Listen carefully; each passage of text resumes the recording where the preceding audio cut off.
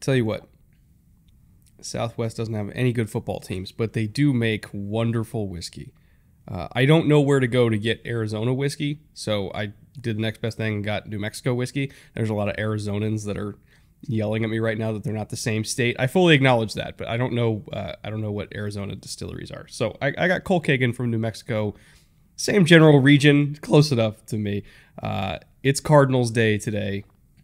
They're not a good football team. Nope. We're going to do our best to explain why they're in the position that they're in now, and also the potential very good position they could find themselves in about 18 months or so. 2023 is going to be rough, but we're going to do our best to get you through it. So with that, Jay, roll the intro.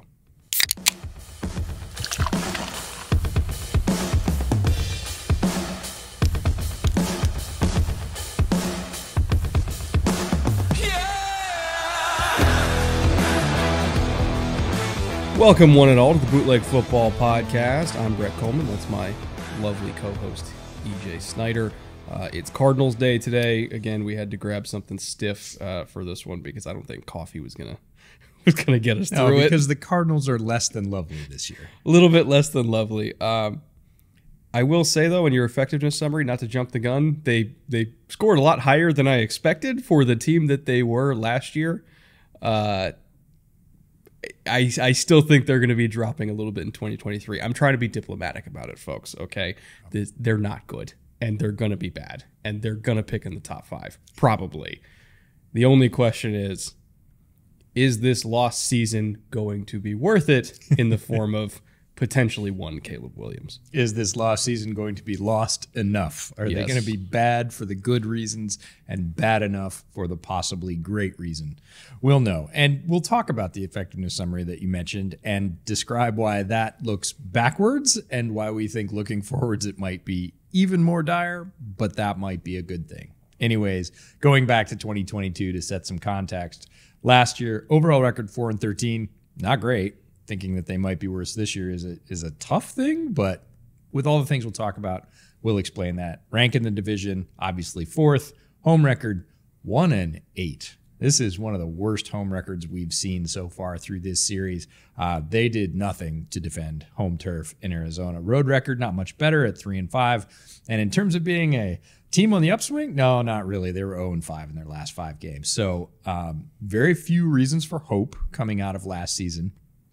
And a lot of that was due to injury. We'll talk about those reasons and why last season brought on the changes we saw for this season.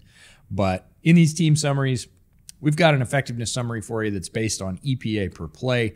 We've broken it down into offense and defense. Really, is this football team good at doing football-y team things, right? Can they build skills that help them win football games?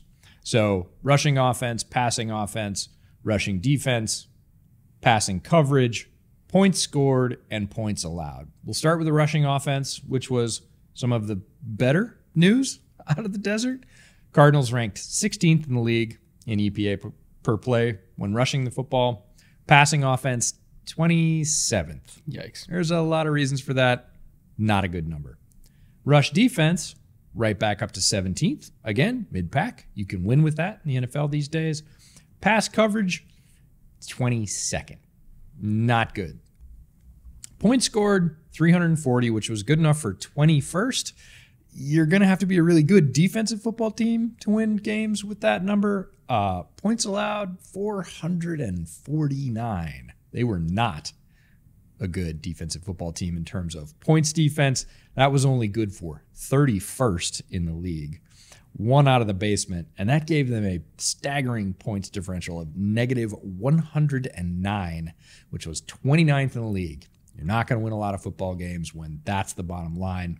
We take those top 6 numbers of league ranks, add them up, get the average, gives us our bootleg power score. For the Cardinals, it was 22.3, which is a little higher than you might think it to be. Fully expected them to be down in the mid-20s. Again, a lower score is better. This is like golf. But I would say looking forward to the 2023 season, we could see that number go even lower. I'm really fascinated by this team for a bunch of reasons. Some of them are morbid. But like looking at the changes that were made on the coaching staff, and I mean the whole thing got reshuffled. I think a lot of the from a scheme perspective, I think a lot of the things that went wrong on last year's offense, and also a lot of the things they prioritized on last year's offense, are not going to be present going forward. Now, huge caveat: Kyler not playing to start the year, and who knows if he's going to play at all. Correct. In 2023, that will force things to adjust away from maybe what they would have ran even if he was healthy. But I do think that fundamentally the offense and also the defense schematically are going to look a lot different than what we saw last year, which could have a potential huge effect, especially as they start moving guys around. Like, do you know Zaven Collins is an edge now? He's not an inside linebacker anymore. They moved him to edge.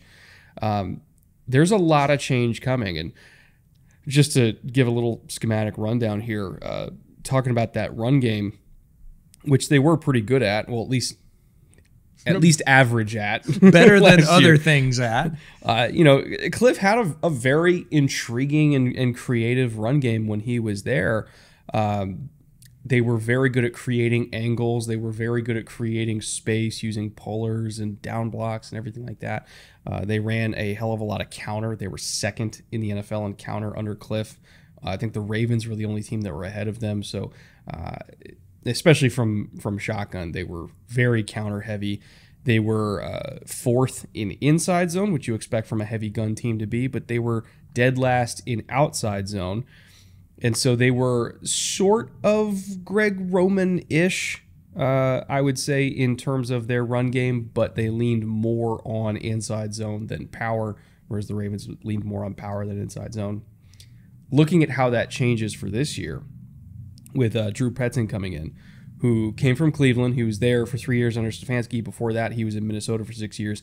Very much a Gary Kubiak, Kevin Stefanski disciple, I would say. I am fascinated to see how that run scheme changes for this year because, again, they were dead last in outside zone. They didn't really go under center. And with Kyler, why would you, right? They didn't really lean on anything other than inside zone and counter. And they ran some draws because, again, they had Kyler. But they didn't do a lot of the Gary Kubiak style offense when it comes to the ground game.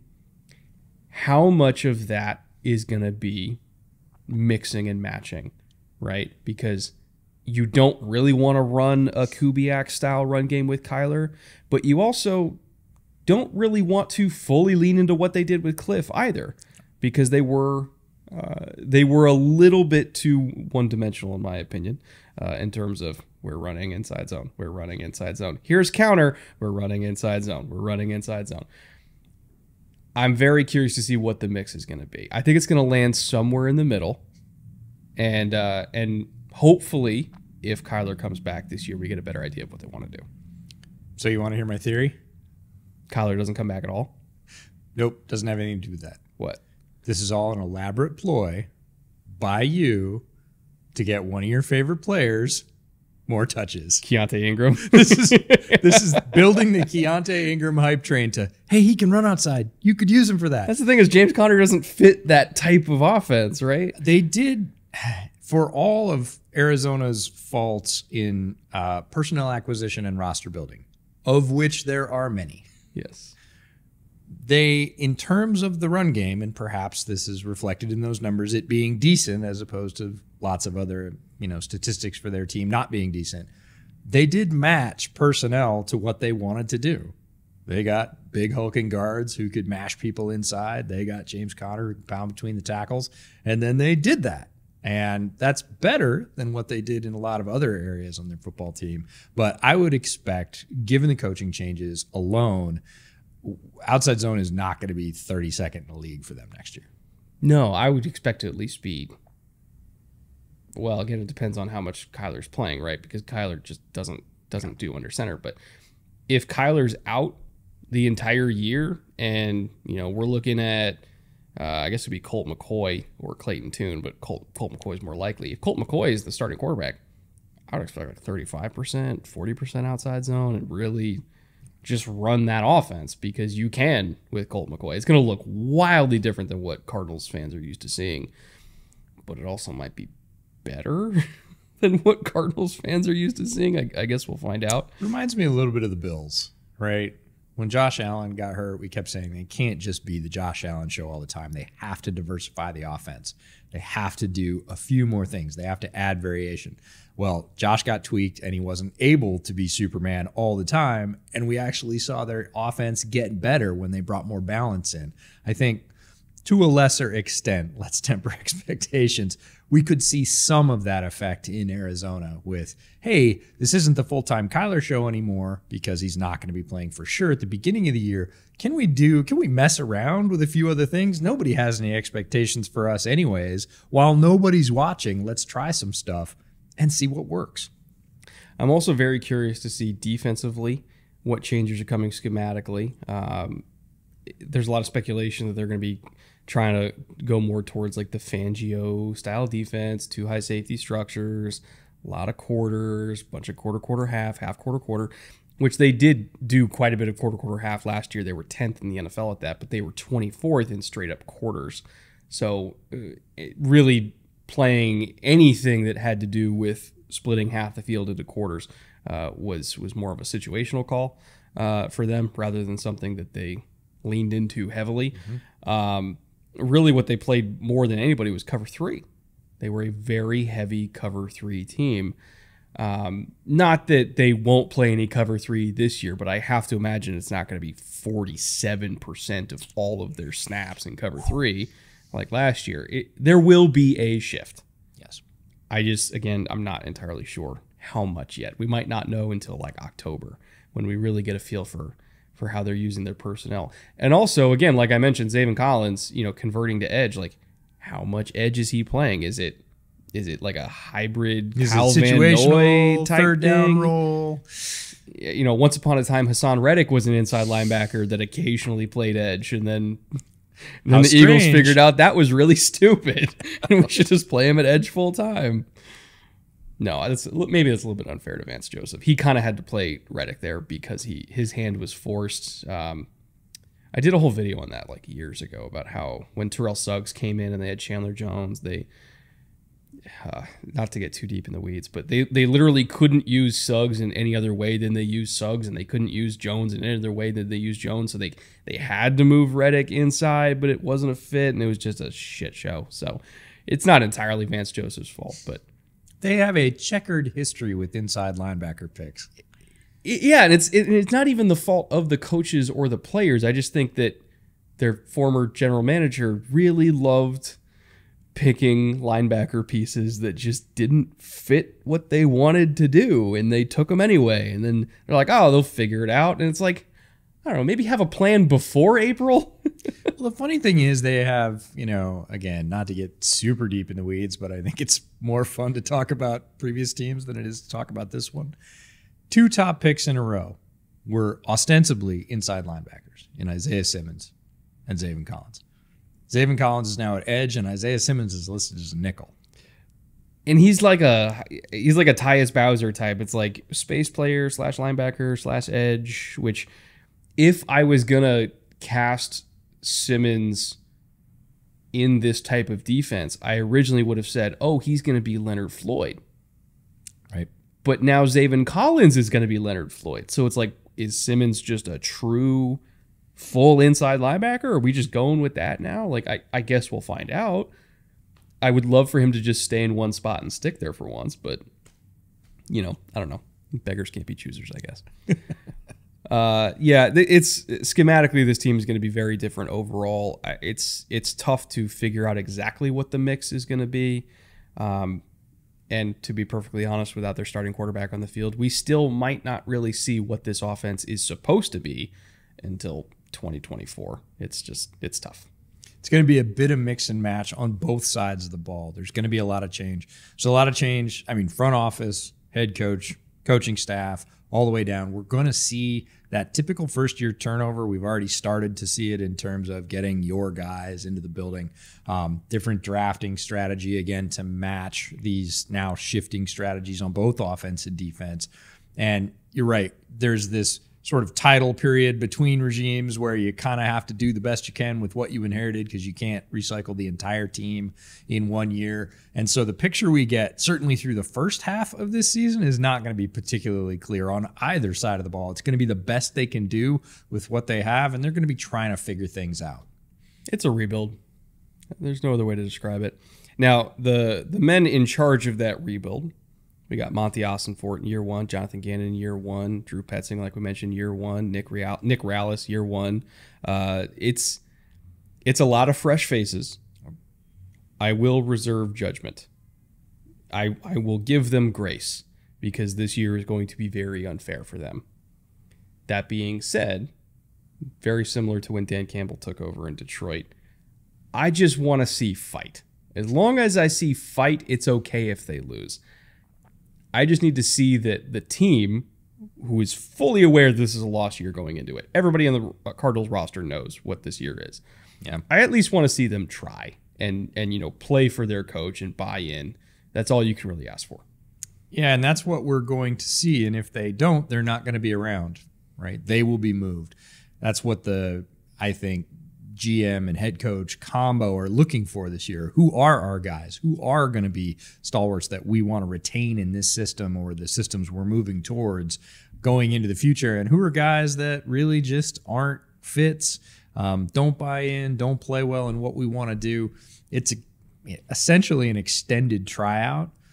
The one place I'm going to give early judgment is Monty Ossenfort as GM. I'm all about it because, again, you say you want to see fight from the players and we'll get an idea about scheme on the coaching side. From the GM side, one thing we haven't seen out of the desert in a long time is realism. They didn't take a realistic look, or they weren't very good at self-scouting and saying, where are we bad? Where do we need to spend our resources? Should we push? Should we pull back? Monty Ossenfort's approach during the draft this year was a breath of fresh air because he was very realistic about what he was inheriting with the Cardinals and what he wasn't. And he pushed assets down the road. He got more assets for next year when they're going to have a better idea. He got extra picks. He still got players. He didn't push for some one player that was his guy. They're not one player away. They're not 5 players away. They're not 10 players away. This is, like you said, a rebuild, and he approached it like that. And to me, that was incredibly refreshing. A lot of people said, oh, he should have stuck and got a blue chip. That blue chip's going to be 3 years into their contract before this team is truly relevant. Is that a smart play by a general manager? It looks good, but is it a smart play? It's not. And I thought Monty Ossenfort's approach to this offseason in general was measured and realistic, and that to me was incredibly reassuring. The only misstep that I can really think of is I don't think they were wise to hang on to DeAndre Hopkins as long as they did. We know they were asking for a second-round pick from the beginning. And the thing is, with an older player like Hopkins, even as good as he is, you're not trading the player, you're trading the contract. They really should have got on this deal way early in the process when everybody had money. Yep. Because then it's a lot easier pill to swallow. Once free agency happens, the first and the second wave, and once the draft happens, like, everybody's got their guy. Yeah. Like, they've already got players on the roster. They have their 5 that they think they have their 5. And even though, DeAndre Hopkins is probably better than most of the receivers on a lot of these teams, like, the money is the critical factor here. I know they wanted a second-round pick. They were negotiating with Baltimore, Buffalo, and Kansas City way early. And, like, basically once Monty got there, yes, they were negotiating. And it went on for months and months and months, and everybody was holding out. And they're like, no, we're not giving you a day 2 pick. You're fucking insane. Like, Amari Cooper went for a 5th 2 years ago. Yeah. A bunch of other receivers have gone for 6th, 7th round picks. Much less. They were insane to think they were going to get a second. And I think that at some point they should have been like, what about a 4? And if they get talked down to a 5, fine, because they're not trading the player, they're trading the contract. Yep. And then it ended up they waited so long that they had 0 leverage whatsoever. And there was also some back and forth about, not eating the salary because they felt like they were already taking such a big hit with, it was like 22 million or something like that. They were going to eat no matter what. They didn't want to eat even more of the salary because they already felt like they were being punished. But it's like, dude, you got to do it. Like, got to play the hand you're dealt. It's now or never, you know? And so they ended up not getting anything for Hopkins and still taking a big dead cap hit. I would have rather they just really attacked that early in like March. If they had to eat a little bit of the salary, fine. But like they ended up getting nothing. And I think that was kind of the only misstep. Once we got through the draft, really day 2 of the draft, and I didn't expect a day 2 pick, but I did expect negotiations on day 2 from maybe a team that didn't get the wide receiver they wanted on day 1, or maybe wasn't, maybe we're early in day 2, we're into, round 2, and some team doesn't get the wide receiver they were hoping for in round 2, and Hopkins is out there and they deal a day 3 pick on day 2. That felt like a really reasonable scenario, and I actually thought it was likely. Once we got through the draft and he wasn't traded, I was like, what's going to change besides the fluky injury to really a number 1 or number 2 wide receiver in a pass-heavy offense that's going to make anybody change their position from the last 2.5 months? And nobody did, and they ended up with nothing. You're not going to hit them all. It's just like the draft, but could they have done better in that particular situation? I was really hoping for a trade during the draft. Yeah, it's not like it crippled them. No. They were already they're already not in a good spot, but it's more so it's like, almost stuck the landing. It came very close to it. Now, with Hopkins out of the building, there are a lot of questions that people have of, okay, I know the Cardinals aren't going to be good. Probably not going to watch any of their games, but they're still inevitably going to end up on some people's fantasy rosters. That's right. Whether it's best ball, whether it's, people are doing dynasty rookie drafts right now. I've already done 3. Any type of fantasy format, let alone pick'ems during the season. Mm-hmm. People want to know, if I'm going to invest in this likely bad Cardinals offense, who do I invest in? You already mentioned somebody who I feel is a tremendous value. Keontae Ingram is RB71. His ADP is 214.8 on Underdog right now. And he is a better pure system fit for what we think they're going to run with Colt McCoy, i.e. being a heavy outside zone team. He is a better system fit for that than James Conner, who's going at RB27.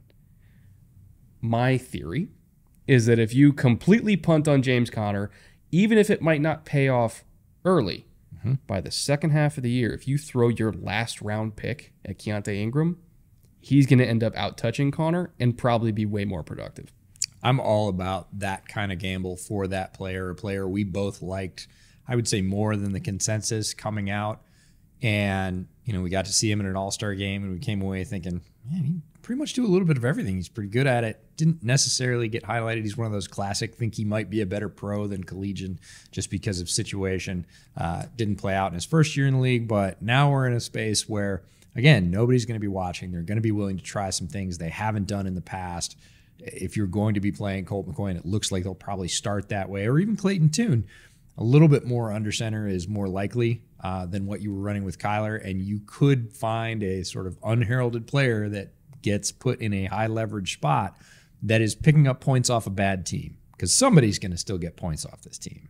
Doesn't matter whether it's yards. I'm not saying there's going to be a ton of touchdowns to go around, but somebody's still going to be making points on the Cardinals roster. Keontae Ingram's a good bet. I skipped down to a wide receiver because a lot of people are going to be looking at Marquise Brown. They're going to be saying, hey, he's a clear number 1 on this team, blah, blah, blah, blah. Well, I agree with that. We don't exactly know who's going to be throwing or what that passing offense is really going to be structured like. We can guess at that. But there's another guy on the roster, Rondale Moore. So Marquise Brown is going as wide receiver 33. And to me, that feels actually a little bit high, knowing that we know this offense is going to be particularly stable at the quarterback position. But Rondale Moore is going at wide receiver 65. Yeah. So a whole order of magnitude later. It's like wide receiver 6-ish range, right? It's pretty late. And Rondale Moore has shown flashes throughout his career. He hasn't been leveraged in the system that was, but again, the system is changing. And he could very easily, I think, establish a relationship with whoever's starting, whether it's Colt McCoy, whether it's Clayton Tune, And those guys are going to be like, hey, I don't have loyalties from college left over for my wide receiver one. Like, that guy catches the ball when I throw it to him, and he's a tremendous yak threat. Like, he makes me look good. I can throw him a 6-yard ball accurately, and he turns it into a 16-yard gain.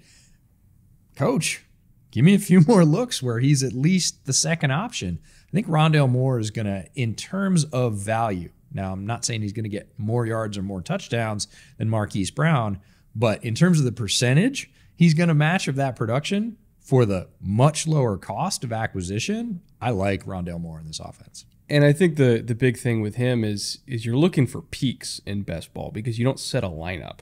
You know, it's like, who's going to give me a big game out of nowhere? And Rondale, with his yak ability and really just his explosiveness, period, like, he can score on any given play. And so in this offense, which I would imagine Hollywood's going to be kind of the primary deep threat, and then Rondale and then Michael Wilson. Wilson's likely going to be an X, Rondale more in the slot. Like, if anybody's just going to get pure volume, it's going to be either Rondale or Wilson, and then it becomes, okay, who can do the most with that volume? The answer is Rondale, just because he can really do a lot of damage in space. Not to mention, this is an offense that typically incorporates a lot of jet sweep type stuff in terms of going against the grain of the run action, because they try to, you know, pull safeties down a little bit. They try to make linebackers rock the other way a little bit. Eventually, they're going to start giving Rondale either tap passes or carries in that regard as well, which is just one more avenue of production for him. So, again, wide receiver 65 for somebody with that kind of explosiveness. I'm all in on that. I wanted to bring up Trey McBride because you were a huge Trey McBride guy coming out. He's going significantly earlier than Zach Ertz. And considering his blocking ability in this offense, again, we are talking about Colt McCoy being the starter, under center, running outside zone, a true wide tight end being on the field at all times that can actually block. Trey McBride probably going to outsnap Ertz in that type of system. Ertz is more going to be the second tight end, the move guy, the big slot type guy, whereas McBride is going to be more of the Y. And the Y in this type of system is also the guy that benefits on a lot of those crosses off of bootlegs and stuff like that, and kind of getting wide open, you know, green grass to run, just getting dump offs, 8 yards past the line of scrimmage, all that kind of stuff. It is more of a volume position in this style of offense, and I feel like Trey McBride, is in position where he's going as a TE3 right now, and he could very easily have some huge weeks. He could sneak into the TE1 points realm. That's not going to be his role, but in terms of, like you said, for best ball, is he going to have a few of those weeks? I think it really depends on relationships, right? How comfortable whoever's playing quarterback gets with him, because quarterbacks will pick a target when they're in trouble. And the Cardinals quarterbacks are going to be in trouble this year. Mm-hmm. And where do they go? Where do they just kind of feel like they can toss it up and that guy more often than not is going to convert the catch? And if McBride, he has that toughness at the catch point. If he becomes that for the quarterback, and there's no way to tell that, right? That's a feel thing and a chemistry thing, and just, are you in the right spot? And, you know, do you run the route the way I want you to? And there's a lot of those things. If he becomes that safety valve in this offense, he's going to have a few weeks where he produces like a tight end 1, and you're paying for tight end 3 to put him on your roster way down. What's his overall ADP? 202.6. It's 202. Very late. You're getting him as basically a TE3, and most people don't even pick a TE3. So you could slide him onto the end of your roster, and he's going to give you a few weeks, maybe a few more than that, if he establishes that relationship pretty quickly as dependable, physical at the catch point, and he's all of those things. So he has that potential. It's whether or not that mesh occurs. Think Owen Daniels, but a little bit more physical. Yeah, beefier. Remember, one more time, if you agree or heavily disagree with any of these value plays we've talked about, most likely disagree, you can put that to the test over Underdog Fantasy. They're doing best ball drafts right now. Best Ball Mania 4 is really like right in the middle of the heavy draft season. There's $15 million in prizes biggest biggest best ball tournament, ever. So if you want to draft any lineups into that, it's $25 per entry, and there is thousands of prizes out of that $15 million prize pool. If I recall correctly, first prize is $3 million. Last year's winner, by the way, was a subscriber. Yes. Who is apparently way better at fantasy than I am, because I didn't even get close. He kicked my ass. But, I like to think that some of the content we make maybe helped him a little bit here and there. Either way, promo code Bootleg over Underdog Fantasy. That will give you a deposit match up to $100. So anything you put up to $100, that will double it. And that $100, by the way, would be good for basically 4 free entries into Best Ball Mania 4. Or you can use it during the season on pick'ems or anything like that. So thank you once again to Underdog for sponsoring the show now and for the next 2 years. With that, EJ, free agency losses. Yeah, and this is the kind of thing you're going to see when an entire power structure turns over in a team. AJ Green, notable name, but not necessarily notable player for them anymore. Billy Price, their center, 62% of their snaps. He's gone. Marcus Golden, the edge, 70% of their snaps. Max Garcia, one of those mashing guards we talked about, only 45% of their snaps, but was a key pickup for them. He's gone as well. This is a long list. I'm scrolling a lot because you're going to see it's a lot. Yeah. You're going to see a huge amount of turnover when this kind of thing occurs. Zach Allen, interior defensive lineman, he goes over to the Broncos. He played 60% of their snaps. Chosen Anderson, wide receiver, signs with the Dolphins. He was at 45% of their snaps, provided them some size, if not a lot of production. Big breath. Ben Neiman, the linebacker, goes to the Titans. 43% of their snaps, so a key reserve, not necessarily a starter. And then Byron Murphy, the cornerback, ends up with the Vikings. I actually really like that signing for the Vikings, but he played 53% of their snaps and I think has improved each year over the last couple of years. His first season's coming back with full health, sort of proving his potential coming out of UW. Ends up getting almost $9 million to go to the Vikings. Good pickup for them, but a key loss for the Cardinals. Yeah, I was a little bit surprised that they let Byron go, because I kind of figured he'd be in the future plan. Same thing for Zach Allen. I thought he'd be in the future plans too, but it maybe just came down to, hey, we know we're not hitting now. It's too far over the horizon before we're right good. By the time we give them the contract and it runs out, they're going to be gone again, and then we're going to be at our peak. So do we do that? And the Zach Allen deal is structured in a way that, like, hey, maybe he'll be back on the market in a couple of years anyway, so we can go get him again. And then Byron, I think, as an inside/outside guy who can play outside, but I think is a fantastic nickel. That was a great pickup by the Vikings too. So a lot of talent has walked out of the building, or at least some of the talent they actually had. That's part of the reason why we're like, it might be a little while, because they were already short on talent before, and then 2 of their better players on defense walked out the door. In terms of who they did bring back, Greg Dortch had a very reasonable $1 million deal, productive number 3 for them. Calvin Beachum, also very reasonable, under $3 million for a starting tackle is awesome.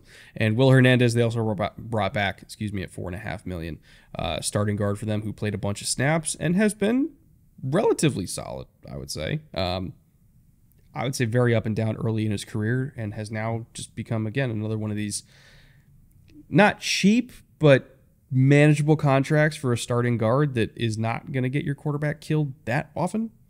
It's a pretty good deal for them. Yeah, I'd say steady. And I really want to highlight the Greg Dortch re-signing. It's for almost no money. Everybody's going to look at him, say he's small. Whenever he's gotten opportunities, which have been fewer and farther between in the Cardinal system, he's made good on them. He is exactly the kind of guy you want down in your receiving order. You don't want to be counting on him for wide receiver 1 or wide receiver 2, but if he has to step in as wide receiver 3 at some point this year in this offense, he's going to be able to produce. He just consistently does a lot with the touches he gets. And for $1 million, like, I don't think anybody's paying attention to that re-signing or really having an opinion about it at all. I really liked it. I thought it was under the radar, but really solid again, and fits where they are. It's realistic, right? If Greg Dortch is great, awesome, you look smart. If Greg Dortch is bad for $1 million, nobody's going to care. Nobody cared in the first place. I thought it was a really smart and, again, in line with where they are in the, we'll just call it what it is, rebuild, pulling down to the studs. It doesn't cost you too much, but it might get you more benefit than you paid for. In terms of third-party additions, again, there wasn't a whole lot of money going out the door. Their most expensive player they brought in was Kazir White for $5 million. So, it tells you a lot about their spending priorities. It is not a 2023 offseason. This is all for 2024. We're filling in where we need to fill in just to get us to 2024. Center was a big need going into this offseason. They brought in Hjalte Froholt. I hope I pronounced that correctly, from Cleveland, $2.3 million. There was a lot of, John Michael Schmidt's hype. There was a lot of, basically name any of the top centers in this class. And give us something. They wanted one of them, and they ended up not getting any of them. So Froholt's probably going to be the starting center for them. Zach Pascal they brought in, also from Philly. And other than that, kind of the island of misfit toys, LJ Collier, Chris Barnes, Rashad Fenton. Not a whole lot to write home about here. Yeah, they needed tutors. Gannon coming over from Philadelphia. They needed one on offense and one on defense. So they brought in Kazir White and Zach Pascal to help, preach the gospel of their offense and their defense and say, this is the way we did it. This is the expectation. Somebody that knows the system can get up to speed a little bit quicker. I liked Kazir White. I actually hoped he would stay with the Eagles. I thought he had a pretty good year.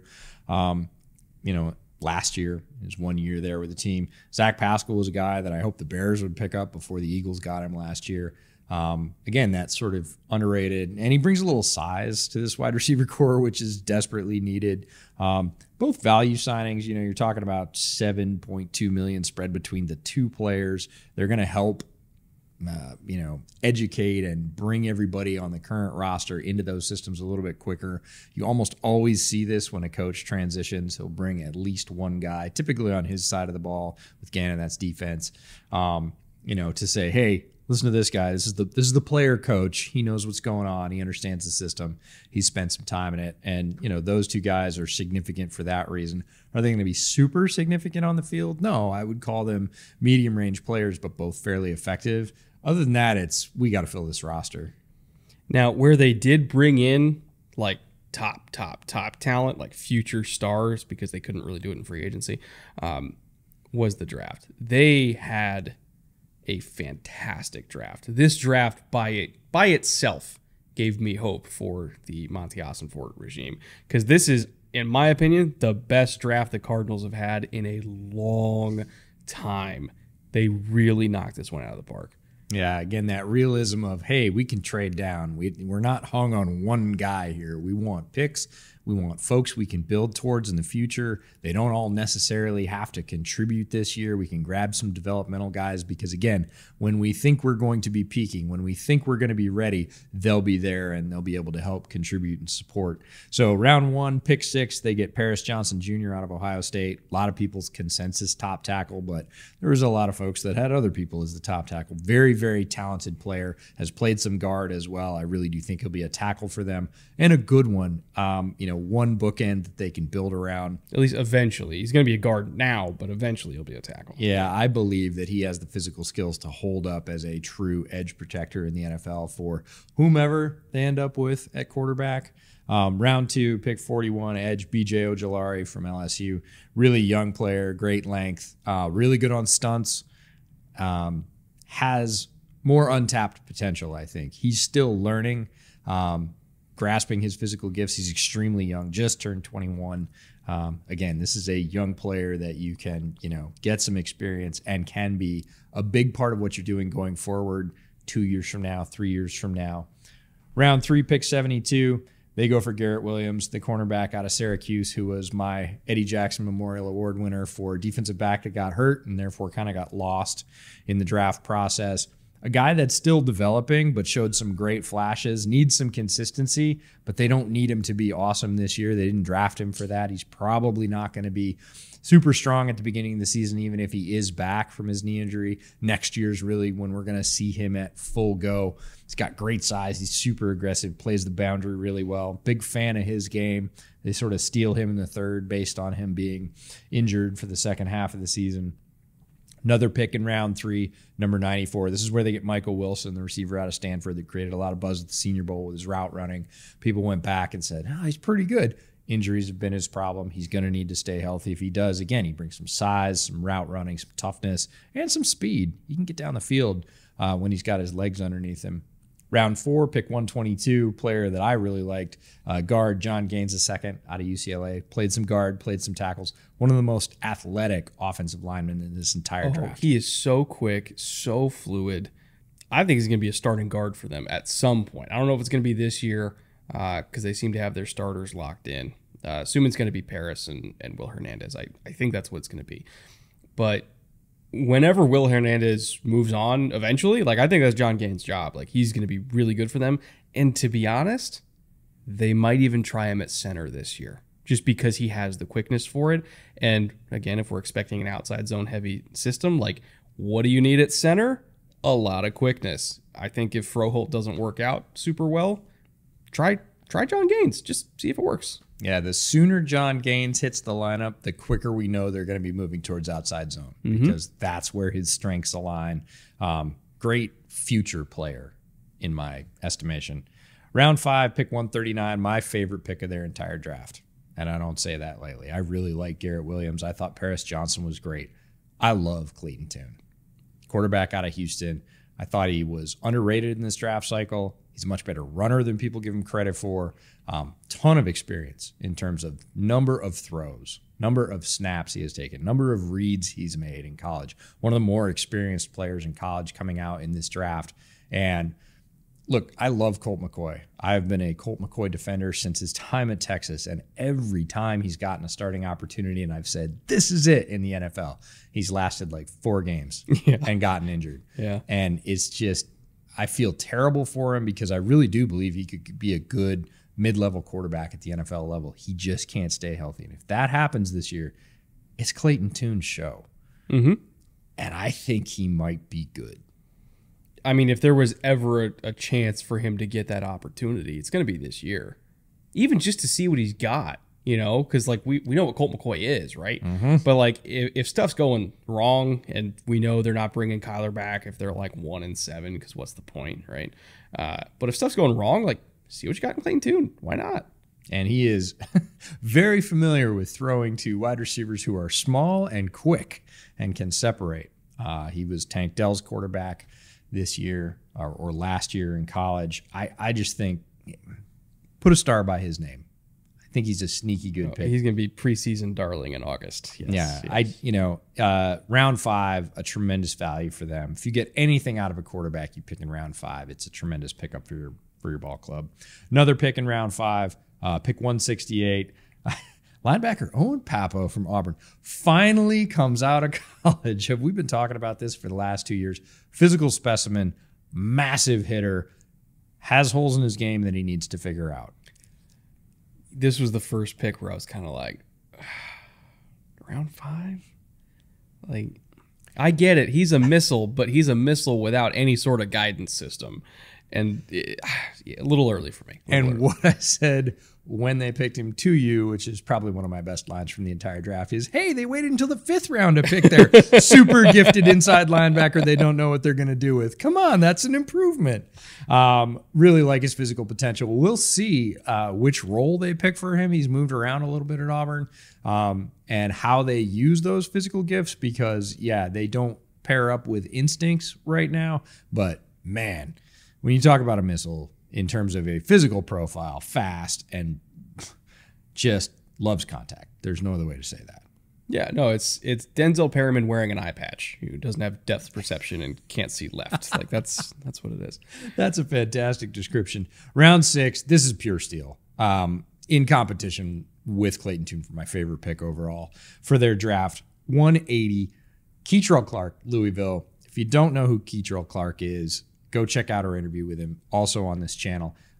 Fantastic nickel, extremely smart player, great instincts, great anticipation, great quickness, not necessarily great size, but all those other things we mentioned make up for that. And he makes a ton of plays going forward, understands he's going to have to play the run, is extremely effective in short to medium zones because of that quickness, because of his understanding of leverage. We talk about pre-snap reads all the time with quarterbacks. He has more pre-snap reads as a cornerback than I think most players we've talked to in the last couple of years. Love this player. Because he can play anything, right? He's going to get on the field. We just don't know what spot yet. But the fact that he can be a good player at a variety of roles, that's the type of pick that I really like on day 3. Is we know he's good. We don't know where he fits, but we know we can get him snaps and figure it out as we go. It's one thing if you're investing a top 15 pick in that type of guy where it's like, yeah, he's talented. We'll figure it out. That's when you're kind of like, ooh, I don't know. But like 6th rounder, getting that kind of talent, versatile talent, I should say, can't go wrong. Yeah. And their final pick, round 6, 213, Dante Stills, defensive lineman, West Virginia. I really think he's going to be a sort of 5 to 4 eye rotational 3, just a go-getter in terms of a penetrator, guy that can mess up offensive game plans, did regularly at West Virginia. I was surprised he lasted this long. I thought based on his tape and production, I understand size is a concern, but I think it was a medical thing. It felt like it had to be. He's more talented than a 6th round player to me. Maybe it would have been a solid 4th or 5th round pick. By the time we got to 6, and he was one of those players, I'll admit, he got picked, and I was like, he was still on the board? Yeah. What are we talking about here? But if you look at that draft class, top to bottom, Paris Johnson, B.J. Ojolari, Garrett Williams, Michael Wilson, John Gaines, Clayton Tune, Papo, Keitrell Clark, and Dante Stills. Like, I'm with you. The one I have sort of a question or sort of a frowny face or just a mid, like, I'm not sure, is Papo. And if that's it out of that many picks all the way down the board and the rest of them, you're like, I can see a path to playing time. I can see a fit. I can see a role. I can see a development opportunity. That's a great draft. I think pretty much all their picks, other than the first 2, got pulled out of all-star games, too. Between Shrine Bowl and Senior Bowl.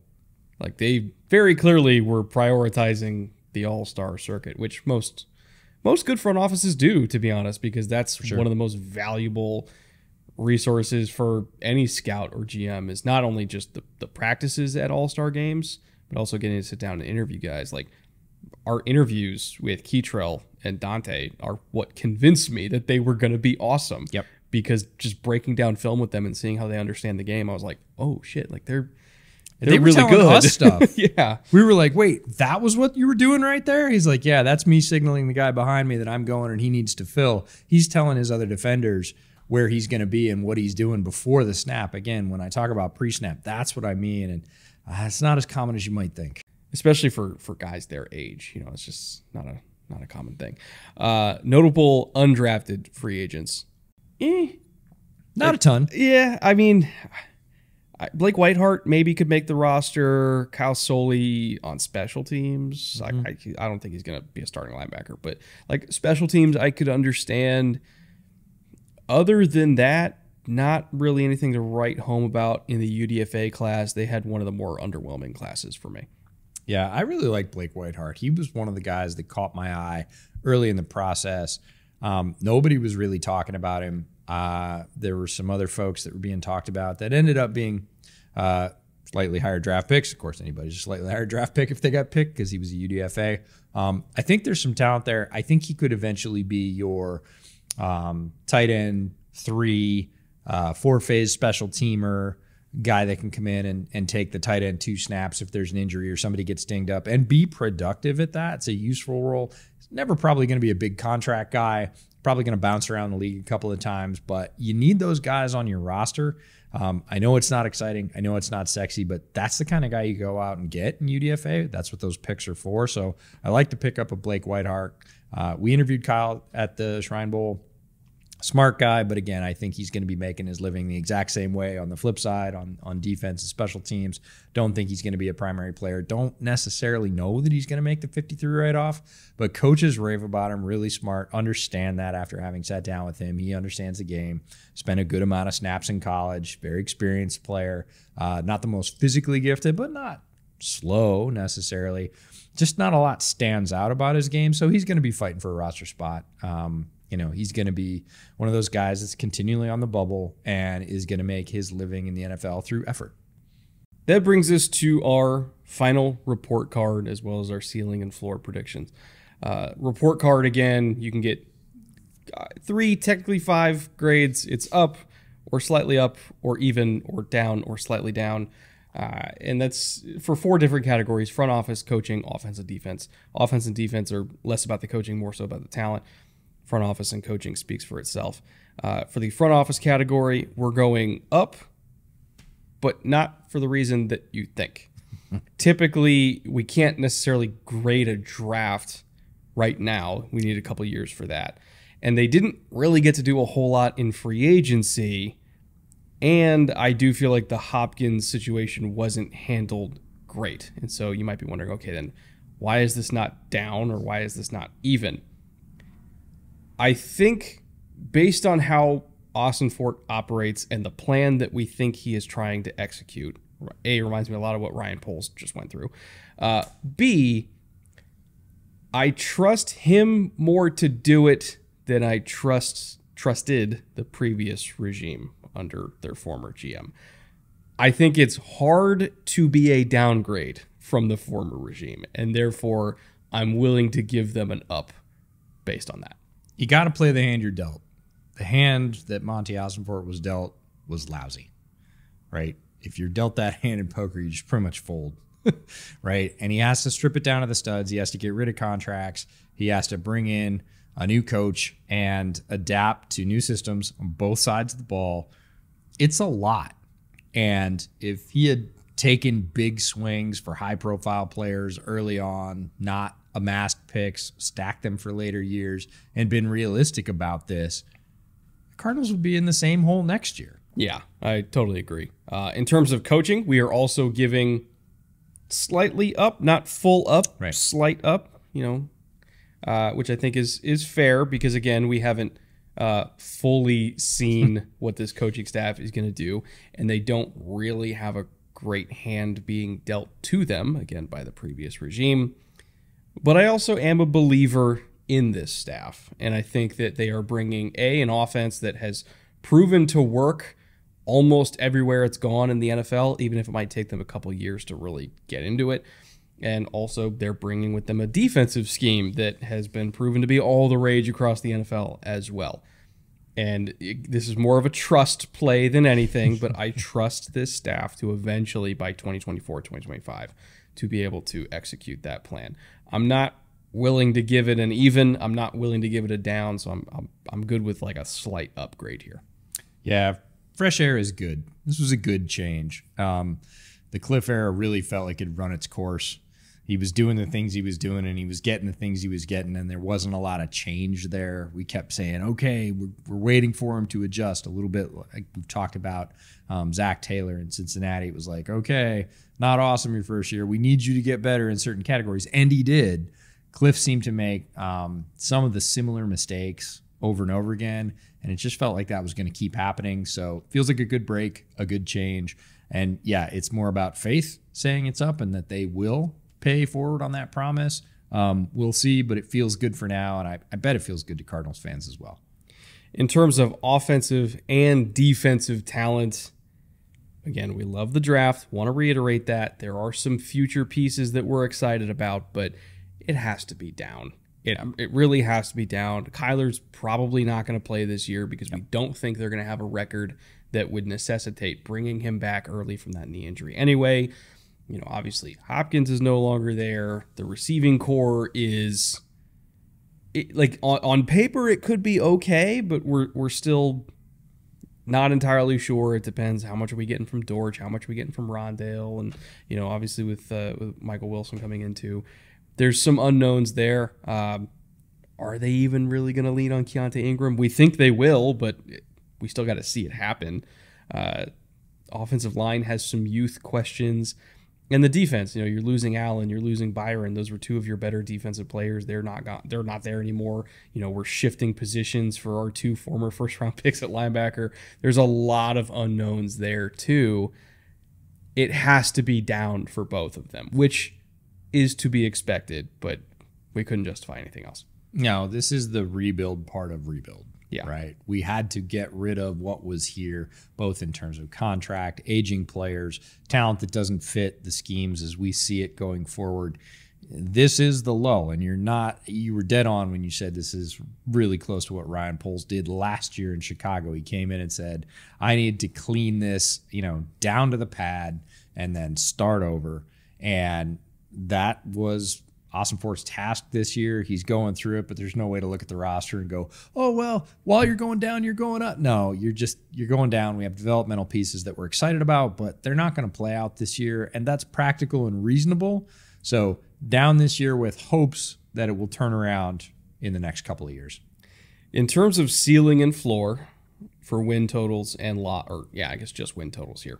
In terms of ceiling and floor, the ceiling for wins and the floor for wins, both of these are fairly negative. Not going to lie. I guess my ceiling of 6 is about the best case scenario. You put him at 5. It's probably not going to be that high. That being said, everything that we've talked about in this episode, if they fully convert to outside zone and running from under center, and McCoy stays healthy, and Keontae Ingram does what we think Keontae Ingram's going to do, and Hollywood has a great year, and the defense somehow gels, and all these linebackers immediately take to their new spots, and they're totally good. In the secondary, you got the young guys coming in, and they play amazing, and the pass rush is somehow fine. If all of that happens, 6-win team. Best case scenario. You lost me at McCoy stays healthy. I know. That was the third thing you said, and I glazed over. Sorry, didn't mean to. It's going to be difficult for them to stack wins. In the first part of the year, there's a lot of mesh going on. There's coaching staff with new players, new systems, new roles. Hey, I thought you were going to be there. Timing issues, new quarterbacks. There's just a lot going on both sides of the ball. I concentrated on offense there, but just as many on the defensive side. Hey, I thought you had that guy. I thought that was your zone. Nope. And they're going to be that's going to be playing out on the field. That's going to equal more losses than wins. I would be very surprised if they won any. I was going to say many, if any, tight games in the first half of the season, because those kind of adjustment issues will just lump them together in a folder. Keep those things from happening pretty typically. And then in the back half, they're going to be transitioning to younger players to see if they have talent. Again, I don't think they're going to be fighting for a playoff spot. I would be very surprised if they were. It's going to be about, hey, we need an audition for this player to see if they're going to fit with us going forward. Playing vested veterans at that point makes no sense at all. It's going to be very tough for them to stack wins. In terms of floor, again, I went 1 higher than you. My floor is 2. Your floor is 1. It's very hard to be a winless team in the NFL. Well, I shouldn't say hard to be a winless team. You can be a winless team in the NFL. Cleveland did it recently. But it's unlikely. Yep. Like most football games, even between bad teams and good teams, are still somewhat close. So they're probably not going to be winless. Right. But I could also very easily see them win 2 games and be the first overall pick. Would not shock me at all. No, I put 1. And again, floor is all about if the wheels fall off, if everything bad happens. It already fell off. Yeah, but if the presumptive starter quarterback gets hurt early, if either side of the ball doesn't buy in to the new coaching staff, right? They sort of chafe and don't want to mesh with the new systems and resist a little bit. It can be a difficult pull. And look, they're going to sort those issues out in personnel over the long term. You can see guys get released mid-season. Usually happens with, full GM coaching changeovers. Hey, this guy is just not what we need in the locker room. He's not giving us enough on the field to warrant us keeping him. It's a surprise to everybody outside the organization. If all of that bad stuff, just like all the good stuff that we listed for their ceiling happens, yeah, they could steal one. Are they going to go winless? Unlikely, like you said.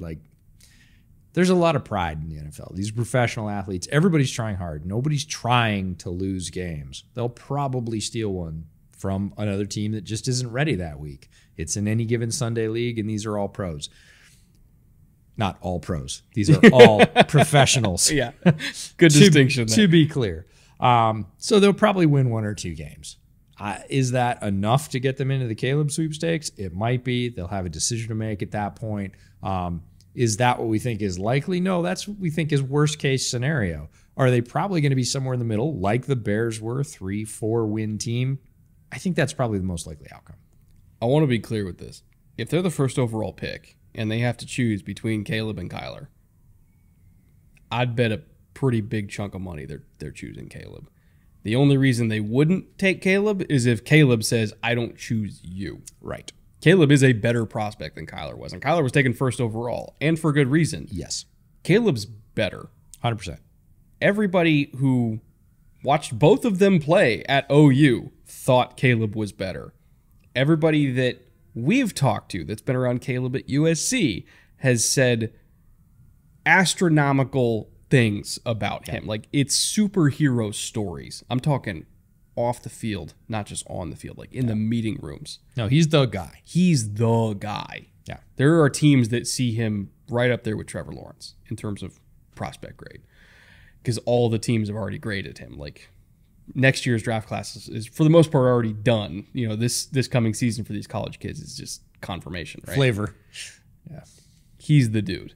If he's there and he's willing to go to Arizona and they're first overall, I think sprint to the podium. Kyler gets traded. And that's another thing. It's like, if they're in pole position for first overall, A, they're not playing Kyler because why would you bring him back early? But B, they're not playing Kyler because we need to keep him healthy so we can trade him to insert AFC South team here. 100% agree with that. If they are in position, like you said, to get Caleb, go get Caleb.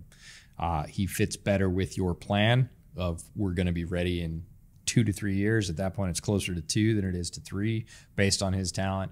You're going to build the rest of the building around him.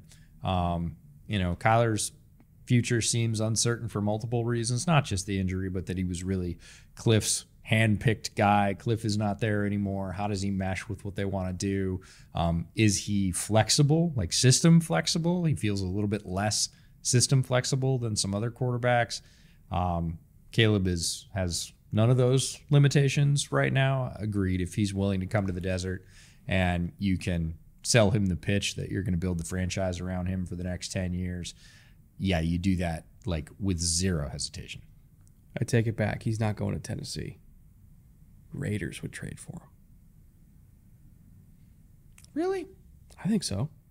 Maybe. Kyler, that is, yeah. Yeah, I think there's a destination for Kyler. I'm not sure it's Raiders, but somebody will take a very talented quarterback because there always is a greater need for quarterbacks than there is supply. And he is a very talented quarterback. He has his limitations. No, I'm not saying Kyler's bad. I'm just saying Caleb is like unbelievable. Yeah, Kyler is not a reason that you don't take Caleb.